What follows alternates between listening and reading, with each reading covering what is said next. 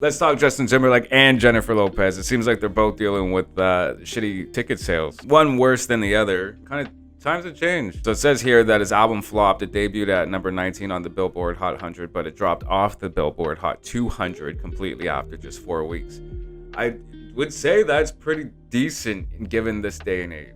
A lot of albums can't make it past fucking 2 weeks on staying on the Billboard. So 4 weeks to me is good. People don't buy music. Like you look at Jennifer Lopez, her album, I think stayed on the charts at 2 to 3 weeks, something like that. Shania Twain's album, when that came out in February 2023, it dropped out of the charts on its second week after its release. That would be considered a flop, I guess. But yet it sold so many. Like people don't buy shit these days. So, but then Usher's album, it peaked at number 2 and it was in the charts for like 4 to 5 weeks. But yet it got like really good reviews. It peaked at number 2. Like, unless you're fucking Drake, The Weeknd, Taylor Swift.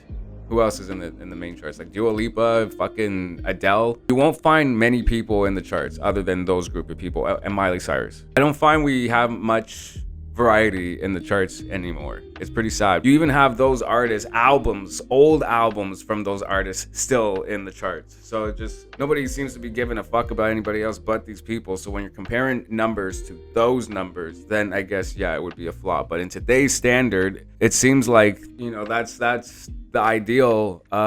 It's like you're lucky 4 to 5 weeks being on the charts. Anyway, so his tour isn't doing well either. Apparently tickets aren't selling. The Forget Tomorrow tour is far from selling out. Tickets in all sections are available in almost every city, and the highest price for the best seat can be found under $900. That's still a lot. But I guess when you're comparing it to like Beyonce or Taylor Swift or Drake and shit, yeah, fuck. But Janet's and Shania Twain's tickets, they were going for like a good $1,200 to $1,400. Shit, I even saw fucking $1,700 for Janet. So that's why I didn't go. I like to be up front, but I'm not paying that fucking much. That's no. Friday, Justin announced canceling his June concert in Columbia, South Carolina. While no reason was given, insiders point to slow ticket sales. That sounds reasonable. When it was said about J-Lo, it didn't really make sense because I think there was 9 dates that were canceled, and it was right after she made the announcement of the tour. So that doesn't make sense. That's too soon to cancel a show.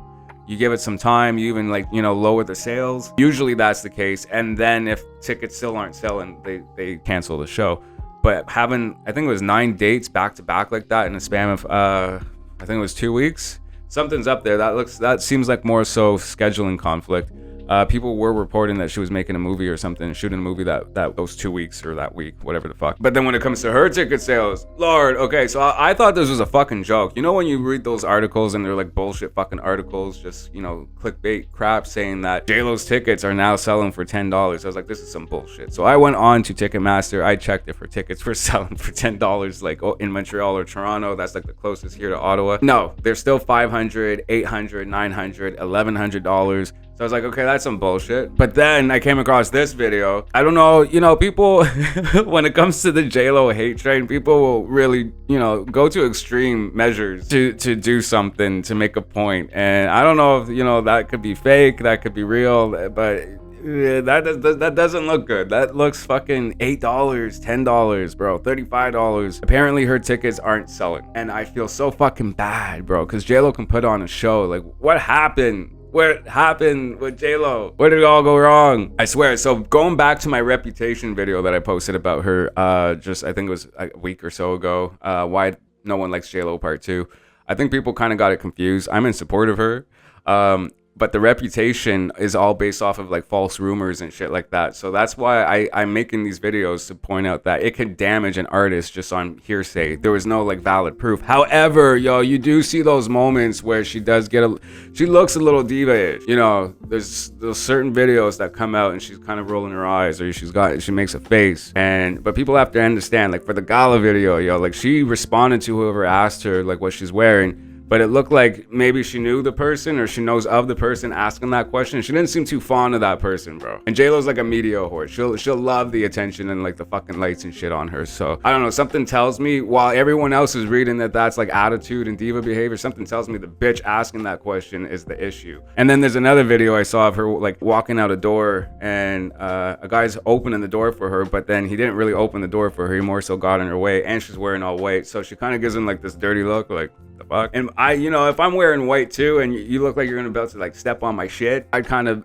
you know, I guess it's different when you're a celebrity. You're viewed as like a cunt or something. I'm extremely sad that like shit's going this way for J-Lo. Like her team's even advising her to cancel the tour, or Live Nation I think was suggesting to cancel the tour, but she's going through it.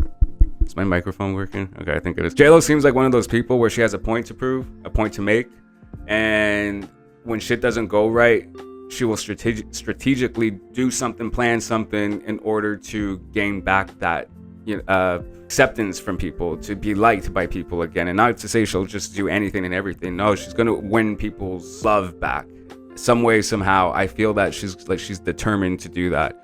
I don't know how, but like fuck, bro, like shit's bad. Just when I thought JoJo Siwa was fucking like taking the fucking light from it, you know, J-Lo, here we go again. Shit.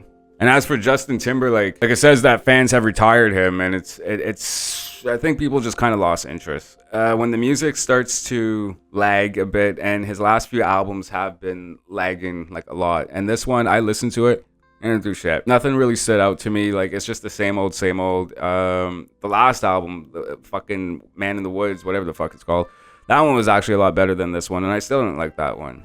You know, there was just moments on there where it was like, okay, it's creatively like it's different. But no one's looking or checking for a Justin Timberlake concert, it seems. Everyone wants the NSYNC tour. So I think because no one's, you know, buying his tickets and album sales and shit like that, I think he's finally like realizing, okay, I need NSYNC. But that's really where we're at right now. We all want an NSYNC tour. I don't think nobody wants new music. They just want the nostalgia of it, and it's been a long time since they've been together. It's been so much like JT for years that it's going to be refreshing to have them again. So I think that'll be fine. I think he'll be fine, completely fine when it comes to NSYNC.